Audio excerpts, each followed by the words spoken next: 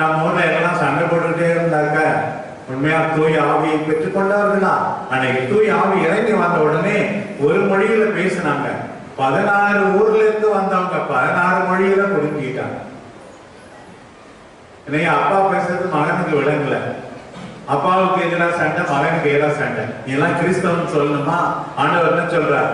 தாராளமா விட்டு கொடுக்கணும். இந்த உலகத்துக்கு போகும்போது எல்லாத்தையும் அழிட்டா போப்பாரு. ஒற்றுமை வேணும், கடவுள் பார்த்துக் கொள்வார் என்று தாராளமாக இருக்க வேண்டும். அப்போதுதான் நாம் எல்லாரும் கிறிஸ்தவ. இப்ப சொன்னீங்க தாராள குணம் இல்லையா? அதுவும் தூய ஆவியாருடைய கனிகள். முக்கியமா ஒற்றுமை, அமைதி, இந்த கனிகள் எல்லாம் நமக்கு வந்து கிடைக்கும். ஏற்கனவே உறுதி பூசல் பெற்றவர்களும் அதை வாழ்ந்து காட்டணும்.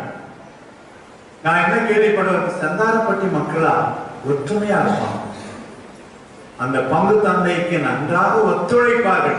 அவர்களை போல ஒரு